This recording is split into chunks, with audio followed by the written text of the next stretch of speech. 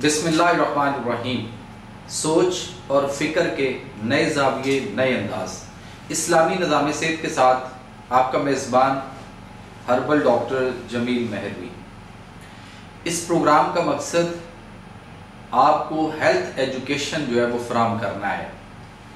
सेहत की बुनियादी तालीम का जानना हर फर्द के लिए ज़रूरी है। उस हवाले से आज दोस्तों जो टॉपिक है वो है पित्ते की पथरी। यानी हम कहते हैं कि पित्ते के अंदर पथरी हो चुकी हुई है, और फिर अक्सर आप ये सुनते हैं कि जी आपको तमाम डॉक्टर्स ये कहते हैं कि जी आप पित्ते की पथरी जो है उसका ऑपरेशन करवाएं और आप अपना पित्ता ही रिमूव करवा दें। अगर फर्ज करें दोस्तों, अल्लाह ने आपके बॉडी के अंदर कोई भी उज़्व ऑर्गन, छोटी से छोटी चीज, इवन ये नाखन जो थोड़े से टाइम के बाद बढ़ते हैं और हम फिर काट देते हैं, ये अल्लाह ताला ने ऐसे नहीं बनाए।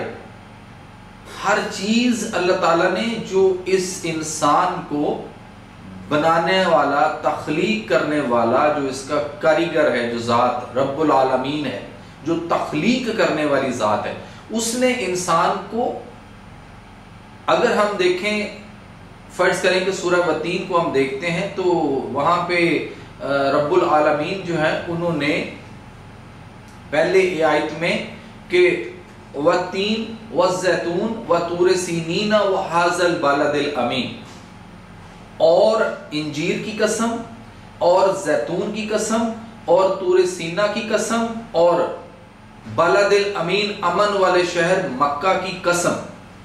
अब अल्लाह रब्बुल इज्जत को क्या जरूरत पड़ी है कसमें उठाने की, लेकिन अल्लाह ताला ने यहां पे इस आयत में इन चार चीजों की कसमें क्यों उठाई?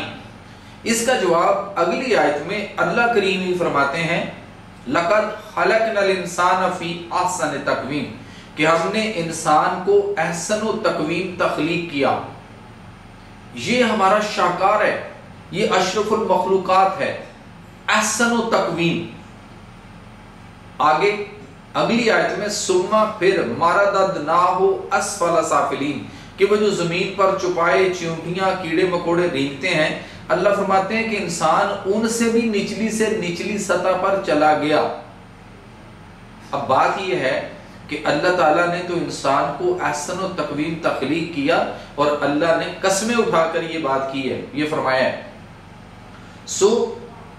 कोई भी उज़्व ऑर्गन इंसान के अंदर ऐसे नहीं बना दिया, उसके बेशुमार काम है। क्योंकि आज हमारा टॉपिक है पित्ता, गाल ब्लैडर जिसको हम कहते हैं, तो हमने ये देखना है कि ये पित्ता इंसान के अंदर क्या काम करता है और क्या क्या ऐसे काम हैं जो इसके होने से होंगे, और अगर ये पित्ता नहीं होगा तो फिर क्या मसाइल पैदा होंगे और क्या खराबियां आएंगी और हम किन बीमारियों का शिकार होते चले जाएंगे। मैंने लफ्ज बीमारियों बोला है, बीमारी नहीं कहा, बेशुमार बीमारियां आएंगी। हम ये सुनते हैं कि पित्ते में पथरी होगी और डॉक्टर ने कहा ऑपरेशन करवा लें, और हम ऑपरेशन करवा लेते हैं।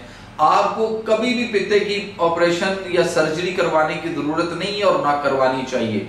इवन दो कि अगर डॉक्टर आपको मुफ्त में ऑपरेशन करे और साथ आपको 10 लाख रुपया भी दे कि मैं आपको 10 लाख रुपया भी कैश भी दूंगा, अपनी तरफ से दूंगा, आप मेरे से मुफ्त ऑपरेशन करवा लें, तो फिर भी आपको सोचना है कि आपको करवाना है या नहीं करवाना। क्योंकि पित्ते का ऑपरेशन करवाने के बाद, पित्ता निकाल देने के बाद जो मसाइल आएंगे, जो खराबियां आएंगी, वो सारी जिंदगी कब्र तक आपके साथ दोस्तों चलेंगी। आज हम बात करेंगे कि पित्ते में जो पथरी कह के ऑपरेशन किया जाता है, ये बिल्कुल नहीं करवाना चाहिए, और इसका बगैर ऑपरेशन के, बगैर सर्जरी के इसका इलाज मौजूद है। और आज हम ये भी आपको साबित करेंगे कि जिसको आप पथरी समझते हैं डॉक्टर के कहने पे, क्या ये पथरी भी होती है।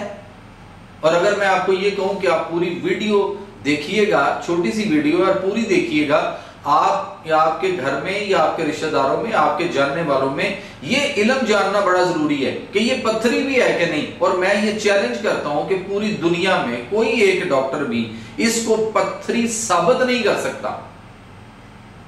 वो कह देता है कि ये पथरी है, बट वो साबित नहीं कर सकता इसलिए कि ये पथरी नहीं होती। तो दोस्तों ये होता क्या है, ये आज आपको हमने बताना है, और ये कैसे हो जाता है और इसका फिर हल क्या है और क्या करना चाहिए। इसके लिए जो है ना आपको आज हमारे साथ इस वीडियो को जो है वो देखना पड़ेगा, और उसके बाद आपको इसको आपने जो है वो शेयर भी करना है, लाइक भी करना है, और अगर आप बेहतर समझें तो इस चैनल को जो है वो आप सब्सक्राइब भी करेंगे, बेल आइकन का बटन भी दबाएंगे, ये आपको बेहतर पता है। और इस बात को दोस्तों आपने तमाम जानने वालों को ये बात फैलानी है, पहुंचानी है कि ये पित्ते में पथरी होती नहीं है, और हम साबित कर देंगे भी आपको कि ये होता क्या है और इसका फिर हल क्या है, कैसे इसका इलाज होना चाहिए, और बगैर सर्जरी के इसका जो है वो इलाज हो सकता है, और कभी भी आपने इसकी सर्जरी नहीं करवानी। तो आइए चलते हैं हम अपने लेक्चर की तरफ, और मैं आपको इसके बारे में साथ साथ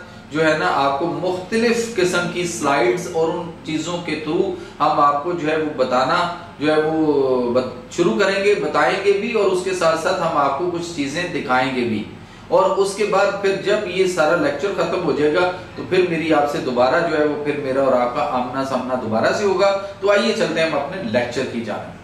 तो दोस्तों पिछले 40-50 साल से जैसे कि सेहत को कमर्शलाइज किया गया, इसको तजारत बना दिया गया, डॉक्टरी को, मेडिसिन को और लेबोरेटरी को। इसका एक नुकसान ये हुआ कि अननेसेसरी सर्जरी जो है वो बहुत ज्यादा की गई। सर्जन ने ये काम सिर्फ महज पैसों के लिए किए, जैसा कि बाईपास जो है वो 30% से ज्यादा जो है वो अननेसेसरी हुए। अभी डाटा आ गया है 40 साल का, अपेंडिक्स 40 से 50% अननेसेसरी की गई। प्रोस्टेट एक लंबी लिस्ट है, सी सेक्शन यानी ऑपरेशन से बच्चे की पैदाइश, और उसके बाद पित्ता भी सिर्फ कुछ तकलीफ की वजह से या एक दो पथरियां कहकर निकाल दिया गया फौरन। और दूसरा बड़ा अलमिया ये हुआ कि उसके बाद उसको बाइल साल्ट नहीं दिए गए, उससे जिसका पित्ता एक बहुत इंपॉर्टेंट आर्गन है फैट ऑब्जॉर्व करने के लिए, खासकर सैचुरेटेड फैट के लिए, तो उसके फिर साइड इफेक्ट प्रॉब्लम जो है वो आना शुरू हो गए। तो आज मैं आपको बताऊंगा कि पित्ता को अंग्रेजी में गॉल ब्लैडर कहते हैं, और ये बहुत इंपॉर्टेंट ऑर्गन है। ये हमारे जिगर के साथ एक छोटा सा गुब्बारा नुमा एक थैली होती है। जिगर जो है वो बाइल बनाता है, जिसको हम बाइल या बाइलिरुबिन या सुफरा कहते हैं, वो बनाता है, और उसके बाद गॉल ब्लैडर में वो आकर जो है वो स्टोर होता है। उसका सेक्रीशन जो होता है वो 400 से 800 ml जो है वो दोस्तों डेली बनता है, और इसका बड़ा फायदा यह है कि 400-500 मिलीग्राम कोलेस्ट्रॉल से बनता है। तो कोलेस्ट्रॉल भी लो करता है। नेचर, कुदरत जो है उसका फितरत का बड़ा जबरदस्त मैकेनिज्म है।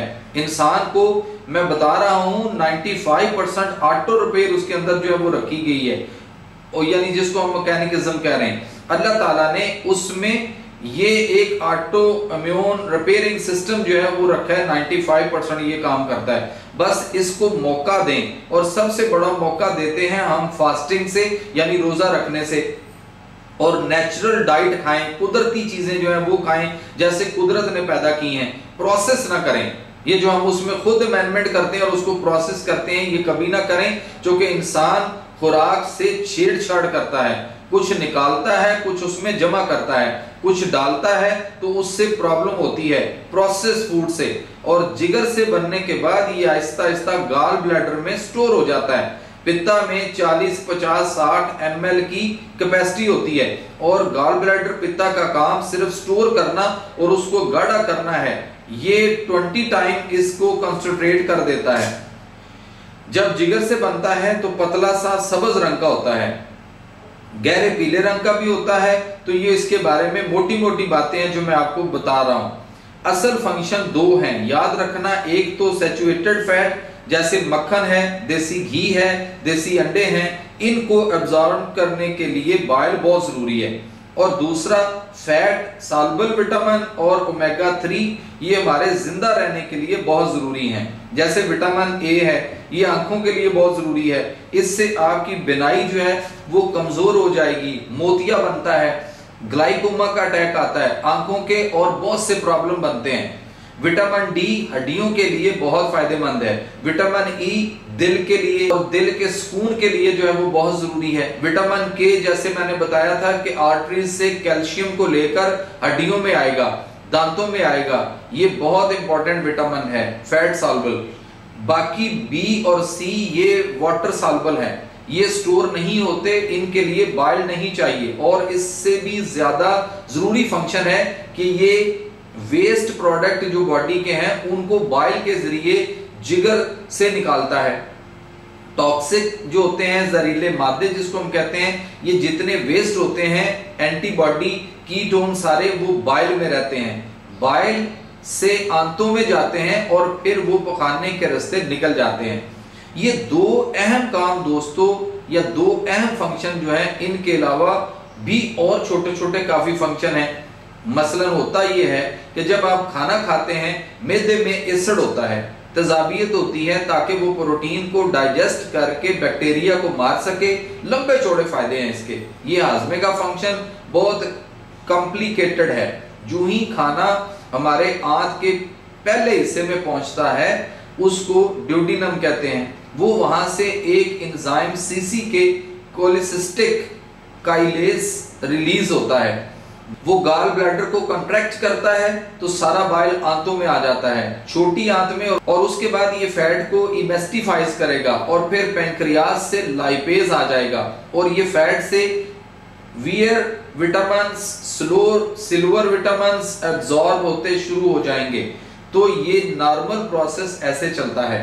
अगर मैदे में तेजाबियत कम हो तो ये बाइल रिलीज होना जरा मुश्किल हो जाता है। इसलिए जो लोग मैदे के अल्सर की अंग्रेजी दवाइयां यानी फमेटाडिन, स्मेटाडिन, ओमेप्राजोल, ओमेगा, राइजिक, ज़ेंटिक वगैरह जो लेते हैं, ये एंटा एसिड होते हैं, इनके लिए भी ये प्रॉब्लम आ जाता है, फैट अब्जॉर्ब नहीं होता उनको। तो दो चीजें हैं, मैदे की तेजाबियत और फैटी मेल, ये गाल ब्लैडर को कंट्रैक्ट करता है और बाइल आ जाता है और फिर फैट का निजाम शुरू हो जाता है। बाइल में मोटा मोटा 95% पानी होता है, 5% उसके ऑर्गेनल सॉल्ट होते हैं, जैसे बाइल एसिड है, बाइल साल्ट है, फास्फोलाइपिड्स हैं, कोलेस्ट्रॉल है, बाइलिरुबिन है, प्रोटीन है और वेस्ट प्रोडक्ट बाकी सारे काफी सारे होते हैं। तो 95% बाइल जो है उसमें बाइल एसिड होते हैं, फिर उसके साथ ग्लाइसिन और टोरीन अमाइनो एसिड जो है मिल जाते हैं। तो जब इनके साथ सोडियम और पोटेशियम मिलते हैं तो बाइल साल्ट बन जाते हैं। बाइल एसिड और बाइल साल्ट ये दोनों फैट एब्जॉर्बेशन के लिए बहुत जरूरी है। और 90% जो बाइल है, जैसे मैंने आप बताया था कि दोबारा रीअब्जॉर्ब होता है, इतना कीमती, इतना इंपॉर्टेंट है कि आंतड़ियों में जाया नहीं होता, सिर्फ 5 से 10% जाया होता है। जिगर से आएगा, आंतड़ियों में जाएगा और छोटी आंत के आखिर में आते आते सारी चीजें एब्जॉर्ब करने के बाद दोबारा जज़ब होके खून में आके जिगर में आएगा। तो नया बॉडी को 5 से 10% बनाना पड़ेगा। 90% जो है वो रिसाइकल होता है, रीसर्कुलेट होता है, ये ज़हन में रखना है आपने। दूसरा, अगर फैटी लीवर होगा, जैसे और क्यों होता है फैटी लीवर, आपको पता लग गया है कि हाई कार्बोहाइड्रेट डाइट, उसकी वजह से भी ये प्रॉब्लम आएगा। बाइल बनने में मसला आ जाएगा। जब बाइल कम बनता है तो पत्थरियां जरूर बननी शुरू हो जाती हैं, जिसको हम बाइल यानी स्लज होना, बाइल पिगमेंट होना जो है वो भी कहते हैं, जिसको उर्फे आम में आप सुनते हैं डॉक्टर से कि ये जी पत्थरियां बन चुकी हुई हैं। गॉल ब्लैडर जो है, जैसे मैंने बताया कि ये गुब्बारा नुमा थैली सी है, वो सिर्फ स्टोर करता है और गाढ़ा करता है बस। और जब फैट आता है, जैसे मैंने बताया, हार्मोन आएगा तो सारी सिक्रीशन इसमें डाल देगा, उसके बाद खाली हो जाएगा, दोबारा फिर बढ़ता रहेगा। जैसे मैंने बताया 400 से 800 सीसी है। ये देखें, ये पैंक्रियास है, ये गॉल ब्लैडर है, ऊपर लिवर है, ये सब्ज रंग का जो है वो गॉल ब्लैडर है। इसके दोस्तों बड़े बड़े फंक्शन हैं, जैसे मैंने आपको बताया था कि फैट सॉल्युबल विटामिन और ओमेगा 3 फैट को अब्जॉर्ब करता है। दूसरा अहम इंपॉर्टेंट फंक्शन T3 और T4 में तब्दील करना है, यानी T4 को T3 में तब्दील करता है। थायराइड का मसला भी इसी वजह से होता है। अगर बाइल ना हो तो हाइपोथायराइड हो जाएगा T4 जो है वो इनएक्टिव फॉर्म है 90%, T3 एक्टिव फॉर्म में होता है, तो T4 जो है वो T3 में कन्वर्ट नहीं होगा, फैटी लिवर में भी और बाइल कम होगा तब भी। और फिर क्या होगा, जब ये बाइल कम हो जाएगा तो स्टोन भी ज्यादा बनेंगे, यानी वो सुफरा बाइल जमना शुरू हो जाएगा। जैसे आप पानी को फ्रिज में रखते हैं तो वो बर्फ की शक्ल में जम जाता है, बट बर्फ पत्थर नहीं होती, पत्थर की तरह का होती है, लेकिन जब आप उसको हरारत देते हैं, सेक देते हैं, बाहर कहीं फ्रिज से निकाल के रखेंगे तो वो पिघल जाएगा और उसके बाद वापस पानी अपनी असली हालत में बर्फ जो है वो आ जाएगी। इसी तरह से ये जो बाइल होते हैं ये वहां जम गए होते हैं, और इनको जब आप वहां से बाहर निकालेंगे और इसको हरारत देंगे, ये पिघलेगा उस बर्फ की तरह से और वापस निकल जाएगा, खर्च हो जाएगा। इसलिए इसका ऑपरेशन जो है वो नहीं करवाना पड़ेगा। दूसरा, जो सब्जियां आती हैं उनमें फाइटोन्यूट्रिएंट होते हैं, इनको अब्सॉर्ब करने के लिए भी जरूरी होता है जो बाइल हमारा है। और दूसरा, ये जो कोलेस्ट्रॉल है उसको कम करता है, इसके जरिए कोलेस्ट्रॉल रिलीज होता है। ये सारा आपने देखा। फिर दोस्तों, टॉक्सिन, जैसे मैंने कहा था, जहरीले मादे, जो चीजें हमारी बॉडी में टॉक्सिन जो हम खा जाएंगे, बाहर से आएंगी, खून से आएंगी, सांस के जरिए, इन सब को जिगर जो है वो डिटॉक्सिफाई करता है, बहुत बड़ा डिटॉक्सिफाई ऑर्गन है।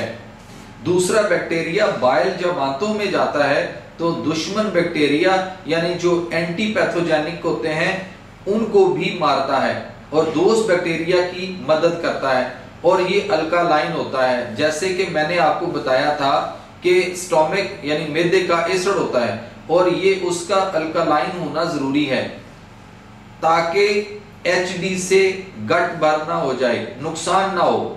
तीसरा, अगर बाइल नहीं होगा तो ज्यादातर हमारे आंतों में बैक्टीरिया हैं, वो बड़ी आंतों में होते हैं, छोटी आंत में बहुत कम होते हैं। जब बाइल नहीं होगा वो छोटी आंत में आ जाएंगे, उसे हम कहते हैं स्मॉल इंटेस्टाइनल बैक्टीरियल ओवरग्रोथ। ये बड़ा सख्त प्रॉब्लम है, गैस होती है, खाना हजम नहीं होता, बहुत तकलीफदा कंडीशन होती है और आखिर में शुगर कंट्रोल करने में इसका बहुत अहम किरदार है।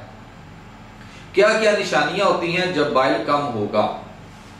पेट में गैस होगी, ब्लॉटिंग, डकारें आएंगी, उसके बाद मतली होगी, नौजिया, कब्ज होगी, कॉन्स्टिपेशन और पित्ते की, जिनको पथरियां कहा जाता है, यानी बाइल जो है वो वहां पे जम जाएगा, रुक जाएगा।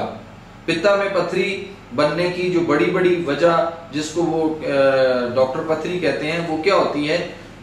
Causes of gall bladder stone. Fatty liver, यानी फैटी लिवर क्यों होता है?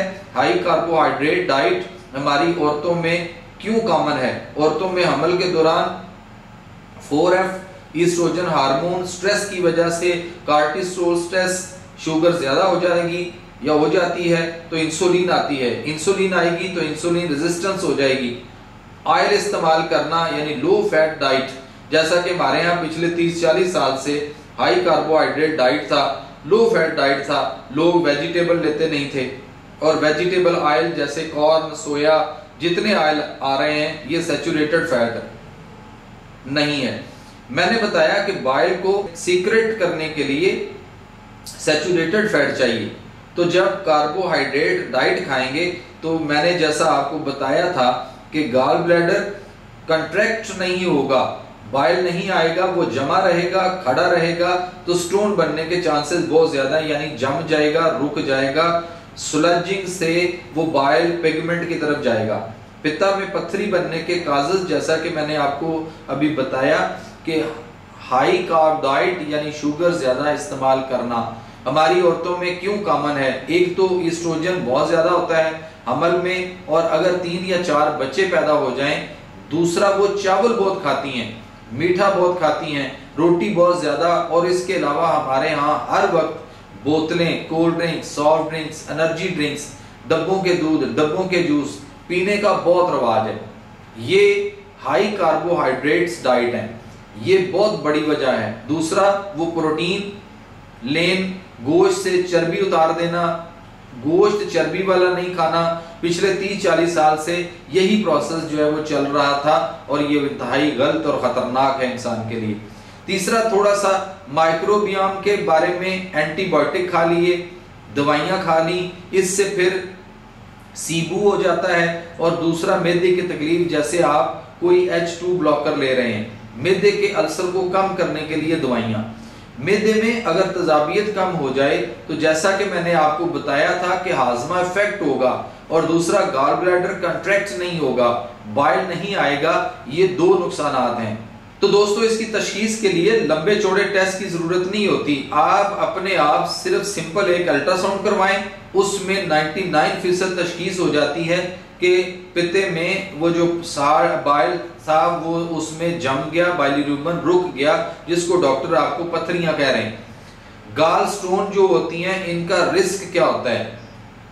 बाइल का कम बनना यानी लो बाइल साल्ट, उसके बाद खानदानी मनसूबा बंदी की दवाइयां, बर्थ कंट्रोल पिल्स, ये जो आप प्रोमोलेटेन खाते हैं और उसके बाद डाइन 35 लेते हैं या बर्थ कंट्रोल जो पिल्स लेते हैं, ये भी हमारे जो है ना वो पित्ते में इन चीज़ों को जमाने रोकने के लिए बहुत ज़्यादा अहम किरदार अदा करती हैं। ये इंसान की, ख़वातीन की दुश्मन ड्रग हैं, लेकिन हम इनको दोस्ती वाली ड्रग जो है वो समझ के और हम इनको आंखें बंद करके खाई जा रहे हैं कि बच्चे कम अच्छे खुशहाल कराना। ऐसा नहीं है। कार्टिसोल है, फिर उसके बाद ईस्ट्रोजन हार्मोन है, स्ट्रेस है, कार्बोहाइड्रेट्स हैं, इंसुलिन रेजिस्टेंस है, फैटी लिवर है।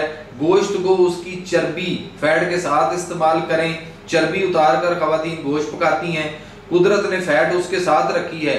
नहीं खाएंगे तो पित्ते में पथरी बनेगी, क्योंकि उसने आपके जो फैट है, जो आपकी चर्बी है, उसके साथ गोश्त के, या जो आप फैट खाएंगे या आप देसी घी, मक्खन और चिकनाइयाँ लेते हैं, उनको मैदे में हजम करने के लिए पित्ते से ये सुफरा आएगा और उसको हजम करेगा।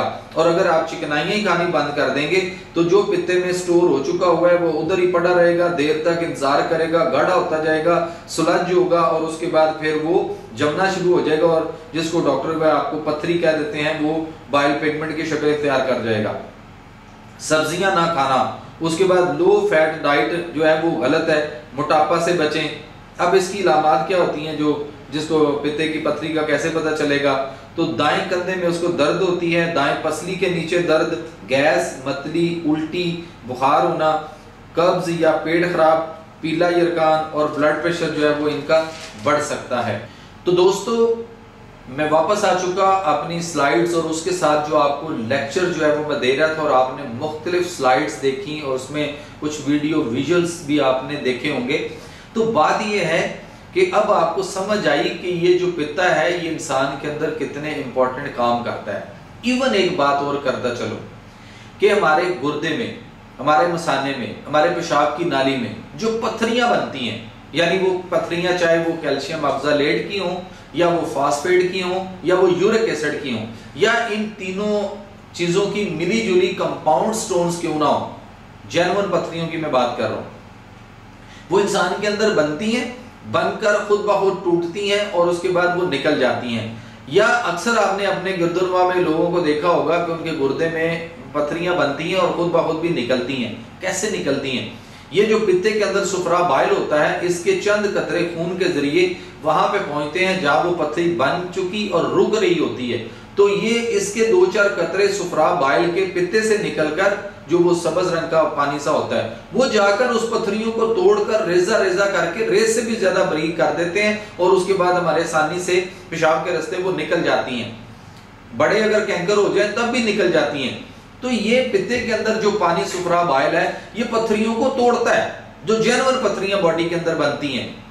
लेकिन फिर हमें ये सोचना है, कॉमन सेंस है, कि अगर इसके 2-4 कतरे सुफरा बाइल के, पित्ते के अंदर जो पानी होता है, वो जाकर अगर गुर्दे मसाने में बनने वाली पथरियों को तोड़ सकते हैं, तो फिर हमें ये सोच क्यों नहीं आती, हम ये बात डॉक्टर से क्यों नहीं पूछते कि डॉक्टर साहब फिर ये बताइए कि ये पित्ते के अंदर पथरियां कैसे बन जाएंगी, कैसे मुमकिन है? पथरी नहीं होती दोस्तों, ये पानी सुफरा बाइल जम चुका होता है। सिर्फ महज अननेसेसरी सर्जरियां की जा रही हैं, डॉक्टर सिर्फ अपने पैसे कमाने के लिए ये सब कुछ कर रहे हैं। और ये अगर प्रॉपर इसका तिब्बे नबवी में हर्बल मेडिसिन से इसका इलाज किया जाए, कि दवाई, उसके साथ खुराक और उसके साथ परहेज, तो ये बड़ी तेजी से तहलील हो सकती हैं। जैसे आप देखते हैं कि पानी को हमने मिसाल दी थी बर्फ में जो है वो जम जाता है बर्फ की शक्ल में फ्रिज में, बाहर निकाल के धूप में रख दें, चूल्हे के पास रखें, सेक दें, हरारत दें, तो वो पिघल जाता है, वापस पानी अपनी असली हालत में आ जाता है। बड़े बड़े ग्लेशियर हमारे यहाँ पहाड़ों पे बर्फबारियां होती हैं, बड़े बड़े ग्लेशियर होते हैं वहां पे, और उसके बाद जब वहां पे गर्मी होती है, धूप आती है, तो मौसम बदलता है, तो वो बड़े बड़े ग्लेशियर पिघल जाते हैं। ये कैसे नहीं पिघलेंगी या कैसे नहीं पिघल सकती? ये चंद हफ्तों में पिघल सकती हैं, आपका पित्ता बच सकता है। और मकसद हमारा ये है आपको एजुकेट करना कि अपना पित्ता बचाइए, सर्जरी कभी ना करवाएं, वरना जिन्होंने सर्जरियां करवा ली हैं फिर उनको एक दफा मिलिए, वो आपको बताएंगे कि पित्ते का ऑपरेशन तो हो चुका, निकाल दिया गया, लेकिन उसके बाद उनको किन मसाइल से गुजरना पड़ रहा है, कितनी तकलीफें, कितनी प्रॉब्लम, और सारी जिंदगी उनका खाना हजम नहीं होता, कभी उनको पखाने लग जाते हैं, कभी उनको कब्ज हो जाती है, कभी उनको भूख नहीं लगती, और कभी उनको उल्टी मतली की कैफियत, कभी यरकान आ सकता है। तो इसलिए अपने आप को सर्जरी से और खास तौर पे पित्ते की पथरी के वाले से, इसके ऑपरेशन से बचाइए। पित्ते के बारे में मैंने आज आपको बड़ी तफसील दी कि पित्ता आपकी बॉडी के अंदर क्या करता है, तो उसके उन काम को करने के लिए पित्ते को बचाइए। सर्जरी कर देना, पित्ता निकाल देना, जो डॉक्टर आपके पित्ते का इलाज नहीं कर सकता, आप उसके कहने पे पित्ता निकलवा रहे हैं, तो इसलिए खुद ख्याल कीजिए। अल्लाह ताला के निज़ाम सेहत में, तिब्बे नबवी के अंदर, हर्बल चीजों के अंदर इसका प्रॉपर इलाज मौजूद है बगैर ऑपरेशन के। मुझे दीजिए इजाजत, इंशाल्लाह अगली वीडियो में एक नए मौजू के साथ आपसे मुलाकात होगी। आपका खादम, आपका मेजबान हर्बलिस्ट डॉक्टर जमील महरवी आपको कहता है अल्लाह हाफिज।